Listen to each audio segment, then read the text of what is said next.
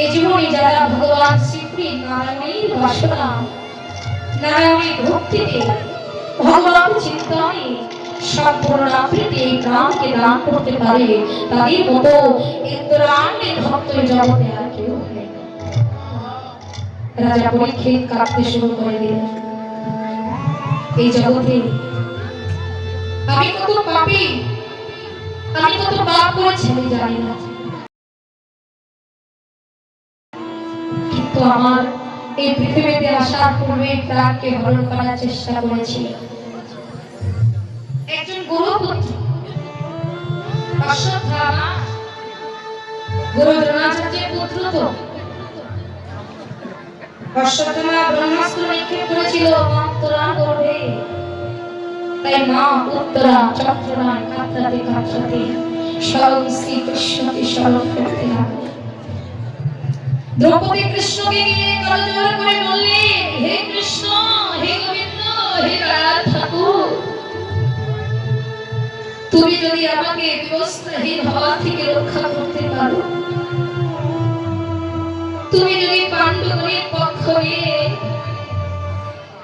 এই কুরুক্ষেত্রের যুদ্ধে সৈন্যসেনার মাঝখানে রথের সারথি দিতে পারো,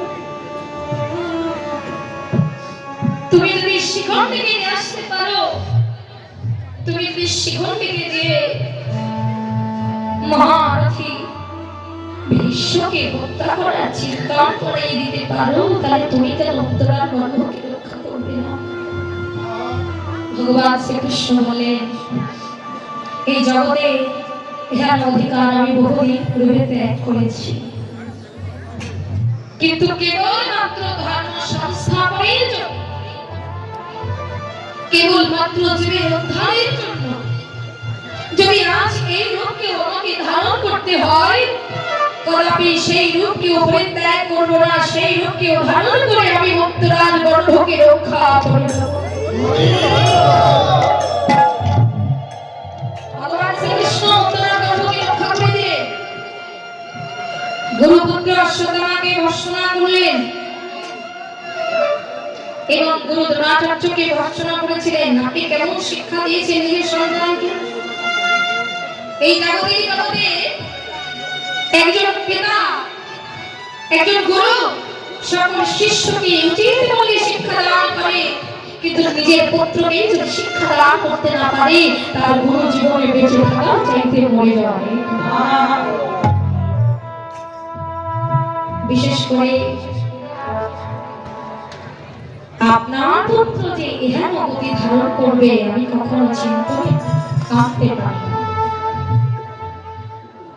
গুরুপুত্র অশ্বত্থামাকে তো ভগবান শ্রীকৃষ্ণ সাপ করেছিলেন যে আগামী জন্মে বাসনা তুমি করতে চাও, তো এই জন্মটা আগে শেষ করে নাও, মৃত্যু তোমার কোনোদিন হবে না। তুমি যদি মৃত্যুর জন্য আকাঙ্ক্ষা করো, তুমি যদি মৃত্যু যন্ত্রণা সহ্য করতে না পেরে আর্তনাদ করো, তোমার মুক্তি লাভ হবে না। সারাটা জন্ম ধরে তোমাকে এইভাবে ঘুরতে হবে, কষ্ট পেতে হবে, স্নাত বার্ধক্য তোমাকে সারা জীবন ধরে নিতে হবে। কারণ একজন ব্যক্তি যদি নবজাতককে পৃথিবীতে আসার পূর্বে মেরে ফেলার চেষ্টা করে, তার নরকে উঠায় হয় না। নরক তাকে গ্রহণ করে না। তুমি কোথায় যাবে? কোন জায়গা তোমাকে গ্রহণ করবে না। তবে এই জাগতিক জগতে কোন সন্তান পৃথিবীতে আসার পূর্বে কোন মা বাবা, কোন জাগতিক জগতের মানুষ যেন মারার চেষ্টা না করে। যদি তাকে মেরে ফেলা হয়, তাহলে নরকেও যাওয়া যায় না। হরিবল হরিবল। তোমার ভগবান শ্রীকৃষ্ণচন্দ্র রাজা পরীক্ষিতকে এই পৃথিবীতে আসার জন্য তার সমগ্র কৃপা করুণা দান করেছিলেন। সেই ব্রহ্মাস্ত্র থেকে তাকে রক্ষা করেছিলেন। কৃষ্ণ যাকে রক্ষা করে তার জীবনে কোনো বিপদ আসে না, আর কৃষ্ণ যাকে রক্ষা করে না তার জীবনে শুধু কষ্ট হয়। ব্যাসদেবের পুত্র সুদেব ভাগবত বর্ণনা করতে করতে রাজা পরীক্ষিতকে বললেন, রাজা পরীক্ষিত, শুধু একবার আমি আপনার দুটি চরণকে স্পর্শ করতে চাই। আপনার প্রণাম। না বলিব, আপনার চাইতে ঊর্ধ্বে আমি কখনো হতে পারি না। হ্যাঁ হতে পারি, কারণ ভক্ত শ্রবণাশ্রিত প্রেম দিয়ে কৃষ্ণ কথা শ্রবণ করলে যে বলছে তার থেকে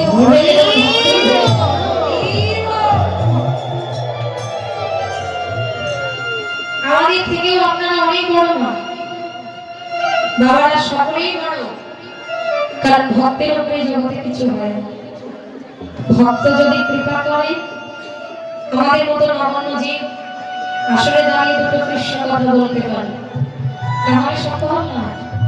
চরণ ধরে থাকলে তবেই তো কৃপা লাভ হবে, কারণ বৈষ্ণবের ধুলার মধ্যে কোটি কল্পকালের কৃপা দান করেছে ভগবান শ্রীকৃষ্ণ। এই বৈষ্ণবের চরণ ধুলার কৃপার মধ্যে সেই দৈবত্য নিবাসী কোটি কোটি কৃপা দান করেছে। করতে পারে তার কোটি কল্পকাল লোকে বাস। বৈকুণ্ঠে বাস। আমার ভগবান শ্রীকৃষ্ণের কত কৃপা, কত করুণা, এত কৃপা করুণা দান করেছে যে জীবের কোনো অভাব হবে না। এই যে মুক্তি লাভের পথ অতি শীঘ্রই প্রদর্শন করতে পারবে। পরিচিত হয়েও যদি মুক্তি লাভের পথ না পায় তাহলে জীবনে হবে না। তাই পদকর্তা ভবের খাতা রচনা করলেন, যিনি গরু সন্ধ্যা দুটি বাহু প্রসার করে গেলেন। কোথায়? ভাগ্যবতী সুরভি গঙ্গার তীরে। তো বাহু প্রসার করে যাচ্ছে ধবল শ্যামলী বলে, যারা মানব কুলে জন্ম নিয়েছে আজ তাদের জন্ম বদনে ধ্বনি করছে গিরি হরে সিংহ বেলা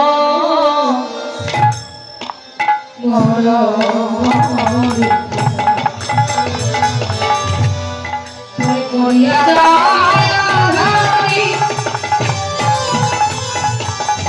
আয় গৌরা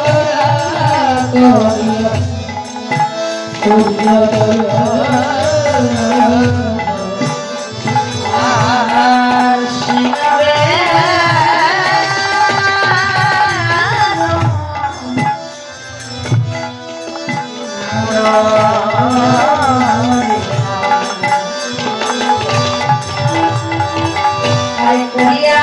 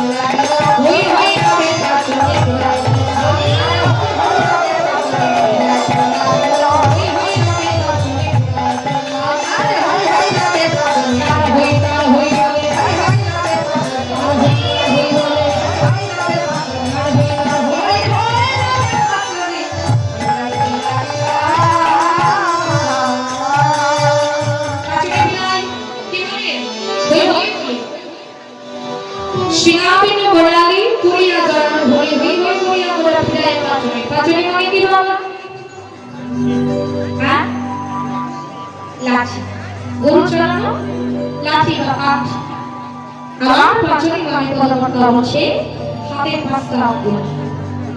এই পাঁচটা অঙ্গুলকে ফিরিয়ে ফিরিয়ে ঘুরিয়ে ঘুরিয়ে ভগবান বলছে। কেন ভগবান বলছে? কি কারণে? আর কি বাইনা বলছে? ফিরিয়ে ফিরিয়ে বলছে আমি কার হয়ে তার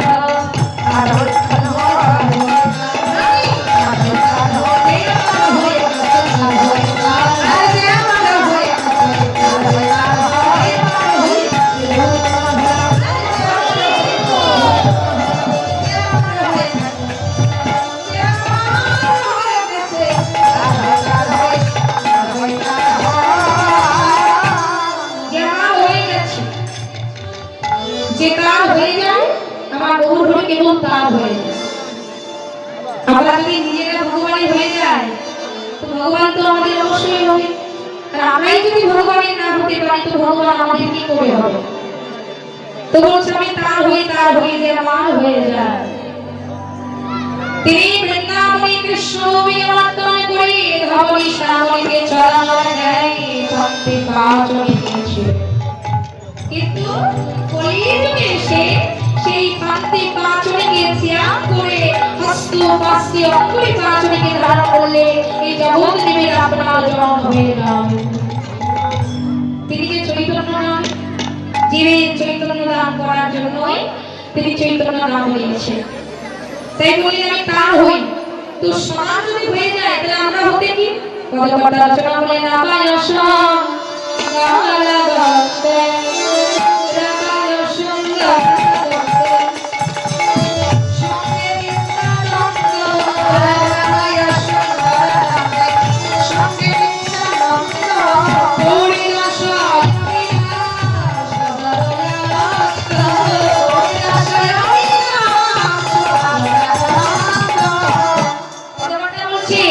Hare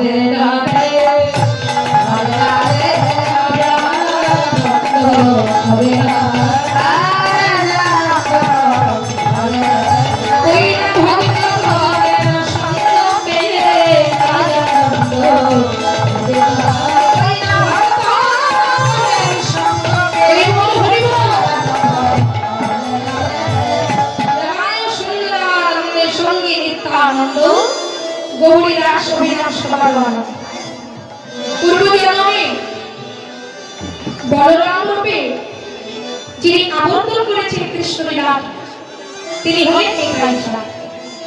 ভাই দাদা বলরাম হল নিতাই, গৌরী দাস হল সুমন, অভিনব হল শ্রীরাম। এইভাবে সবাই মিলে আমার মহাপ্রভুর সঙ্গ পাওয়ার জন্য এক জন্মের সঙ্গ করলে আমরা আরেক জন্মে এসেও তার সঙ্গ করি। তাদের ভগবত কর্মের ন্যায় তোরা পেয়েছে, তো আমরা যদি ভগবত কর্ম করি তো আমরা আমাদের সঙ্গ পাবো, আর যদি আমরা না করি কর্ম তাহলে আমাদের দ্বারা সম্ভব না। তাই ভগবতটা লক্ষ্য করে বলছি দেখো যখন পুরা সঙ্গীদের সঙ্গে পেয়েছে আর দেরি না করে বাহু তুলি সবাই একটু হাত তুলুন না। বাহু তুলি গলা চাঁদ কানে ঘরে ঘরে কানে ঘরে আনন্দে আকুল হলো নদিয়া জমানে আনন্দে আকুল হলো নদিয়া জমানে। কি বলছে আমার এরাই তো ভগবানী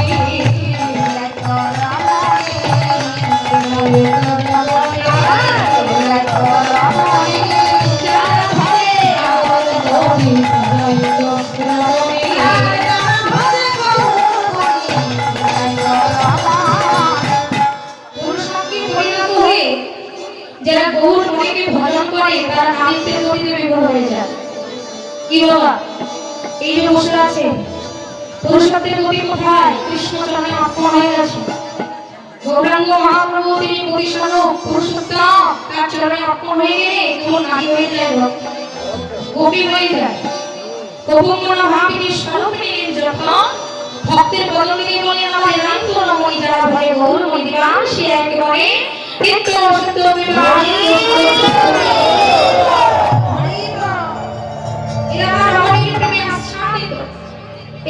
দর্শন পেয়ে প্রভু আনন্দিত হয়েছে, তাই কাহতুলি নৃত্য করছে। এবার ভগবত লীলা এক প্রান্তে দাঁড়িয়ে রচনা বলেন বাসুদেব